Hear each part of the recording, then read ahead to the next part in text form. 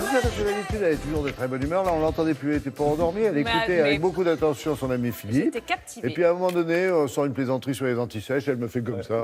Bon, mais vous n'êtes pas obligé de tout raconter. Mais si, je raconte tout maintenant, je dis tout. Bon. On et est si on d'accord cuisinait? Ouais, et cuisine d'automne? Cuisine d'automne, évidemment. Vous avez fait un petit tour sur le marché. Vous avez vu, on a des courges, on a du raisin, on a des champignons. Donc si, pendant votre week-end, vous allez vous balader dans les allées, vous vous dites, tiens, si j'achetais une petite courge, qu'en faire? Eh bien, hier, je vous ai proposé un risotto. Ramener une courge à la maison, c'est pas toujours facile, vous savez. Non, des fois même, elle part de la maison, puis elle finit par revenir. Et donc, vous allez cuire votre courge avec un peu d'huile d'olive, du sel, du poivre au four. Ça évite de l'éplucher, parce qu'ensuite, la peau, elle s'enlève toute seule. Ça, c'était l'idée principale, en plus de vous rappeler comment on cuit un risotto dans les règles de l'art. C'était hier. On est encore, oui, c'est ça, on passe à aujourd'hui. Ah bah, passons aujourd'hui. Wow. Aujourd'hui, je vais vous faire un petit bœuf à la ficelle. Alors, qu'est-ce que c'est qu'un bœuf à la ficelle? C'est un bœuf ficelé, dites donc, qu'on va plonger dans un... On apprend des choses. Karine. J'adore cette chronique. Et donc, on va le plonger, ce bœuf, dans un bouillon épicé, corsé, normalement. Temps, Je vous explique pourquoi je dis normalement. Et en fait, l'idée, c'est qu'il ne touche pas le fond, lui. Comme ça, il va cuire de façon uniforme. Et bim! 2 heures de colle. Là. Donc, c'est un plat extrêmement diététique parce qu'on a plein de légumes, on a un bon bouillon, on a la viande qui cuit évidemment sans matière grasse. Et puis, absolument. Et allez! Moi, je dis, allons voir ce qui se passe du côté de la recette. Pour réaliser ce bœuf à la ficelle, vous avez besoin d'un joli rôti de bœuf, à peu près 1,2 kg, des carottes, des poireaux, des navets, un oignon, un bouillon cube. Vous avez aussi besoin de gros sel, de clous de girofle, du poivre en grains.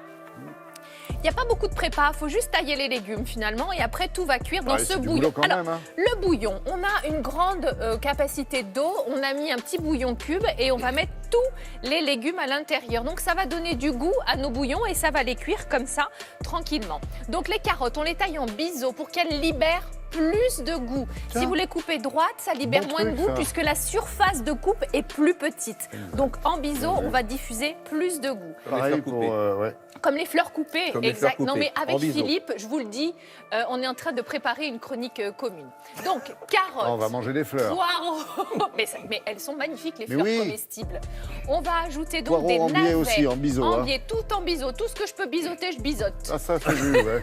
C'est clair. Et ensuite, on va rajouter un bouquet garni dans notre bouillon. Bien sûr, on aura besoin d'un oignon.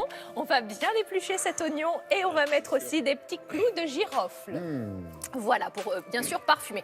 Donc là, on a une base pour un bouillon. Moi, ce que je vous conseillerais, c'est de faire tout ça la veille. Et ensuite, le jour J, plonger votre rôti dans un bouillon bien goûteux, bien corsé. Mais comme vous n'avez pas que ça à faire, je vous propose la version la plus rapide du bœuf à la ficelle, c'est-à-dire qu'on va tout mettre en même temps. On va plonger le bœuf dans notre bouillon et puis voilà.